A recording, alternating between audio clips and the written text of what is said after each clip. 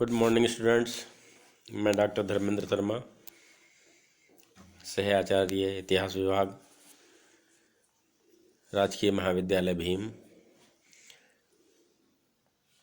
हमने अपने पहले वीडियो में ब्रिटिश साम्राज्य के अंतर्गत, ब्रिटिश शासन के अंतर्गत जो न्यायिक सुधार हुए थे उसमें हमने चर्चा की थी। उसी विषय को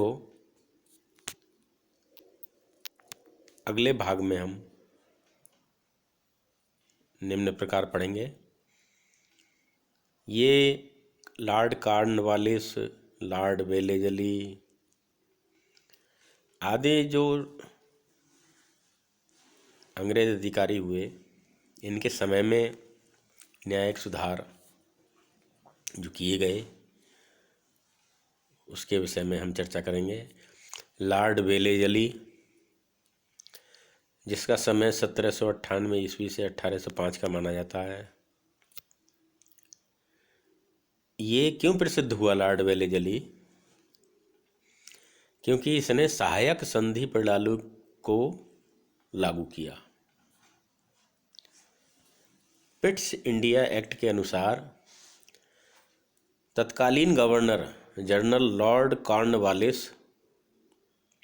जो 1786 से 1793 तक शासन किया, और सर सूरजाने शोर 1793 से 1798 के द्वारा पूर्णतया शांति और हस्तक्षेप की नीति का अनुसरण किया गया।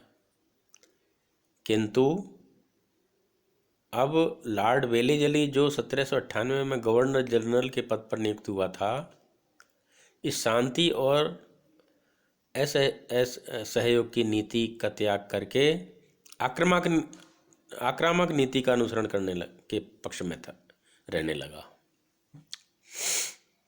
यानी पहले शांति का जीवन, शांति से सभी समस्याओं का समाधान निकालने की सोचता था, अब वो आक्रामक नीति अपनाने लगा था। ब्रिटिश ईस्ट इंडिया कंपनी को भारत की सर्वोच्च राजनीतिक शक्ति बनाना और भारतीय राज्यों पर ब्रिटिश कंपनी का नियंत्रण स्थापित करना उसका मुख्य उद्देश्य था। भारतीय राजाओं के दरबार में फ्रांसीसियों का जो प्रभाव था उसको समाप्त करना था। वेलेजली ने अपने तीनों उद्देश्यों को पूरा करने के लिए सहायक संधि प्रणाली का अनुसरण किया। उसने भारतीय राज्यों को उसकी सहायक संधि प्रणाली को स्वीकार करने का अनुरोध किया और स्वीकार न करने पर सैनिक कार्यवाही करने के लिए धमकाया। फलस्वरूप अनेक भारतीय राजाओं ने लॉर्ड वेलेजली की सहायक संधि प्रणाली को स्वीकार कर लिया था। सहायक संधि के मुख्य प्रावधान क्या थे?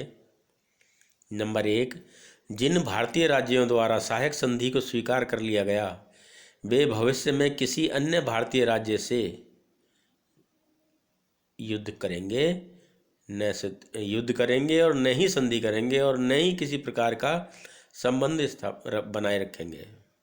स्थापित करेंगे।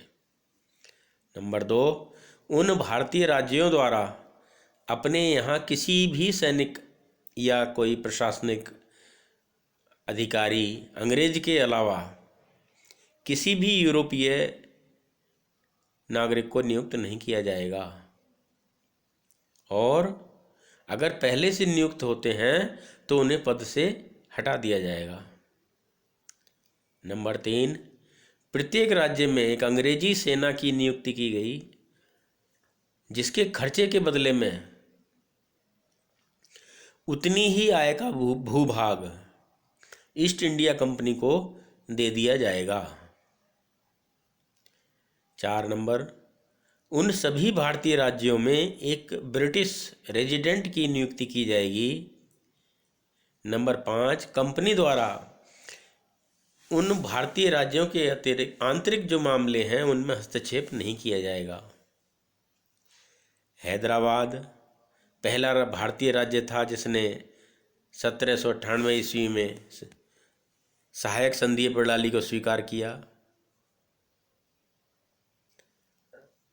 तत्कालीन शासक निजाम अली थे।